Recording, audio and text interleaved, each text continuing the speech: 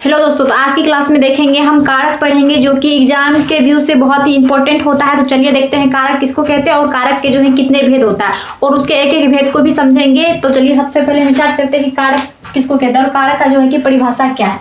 तो कारक का परिभाषा होता है व्याकरण में संज्ञा या सर्वनाम शब्द की वह अवस्था जिसके द्वारा वाक्य में उसका क्रिया के साथ संबंध जो है कि प्रकट होता है उसे जो है कि कारक कहते हैं। और कारक का कितना भेद होता है हम जानते हैं या नहीं भी पढ़े हैं तो आप यहाँ जान लीजिए कि कारक का जो है कि 8 भेद होता है।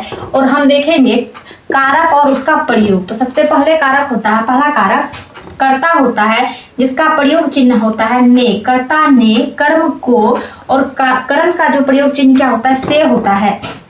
संप्रदान का प्रयोग चिन्ह होता है को के लिए और अपदान का प्रयोग चिन्ह क्या होता है से होता है। संबंध का होता है का के की के रा री रे या अधिकरण का देखेंगे में पर और संबंध का जो है कि प्रयोग चिन्ह क्या होता है अरे हे अहो रे।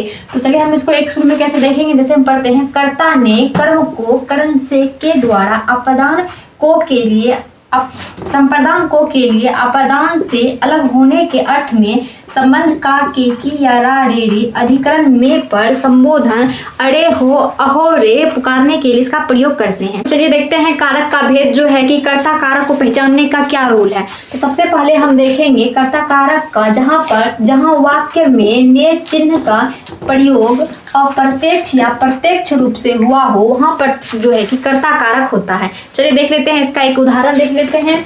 तो सबसे पहले है राम ने रोटी खाई। तो हम क्या देखेंगे, जैसे कि यहाँ ने है तो हम पहचान लेंगे ये जो है कि कर्ता कारक है। और यहाँ देखेंगे राम किताब पढ़ा तो यहाँ जो है कि ने नहीं है तो हम इसका जो है कि क्या देखे थे जहाँ अप्रत्यक्ष या प्रत्यक्ष रूप से प्रयोग हुआ हो वहां पर जो है कि कर्ता कारक है। और यहाँ हम देखेंगे राम किताब पढ़ा यानी यहाँ पर जो है कि ने अप्रत्यक्ष रूप से है, यहाँ दिया हुआ नहीं है वाक्य में बट यहाँ जो है कि अप्रत्यक्ष रूप से है। पढ़ने में पढ़ेंगे हम कैसे, राम ने किताब को पढ़ा। और इसका नोट्स कुछ देख लेंगे, जैसे कि वर्तमान और भविष्य में जो है कि ने चिन्ह का प्रयोग नहीं होता है। तो आगे का साथ भेद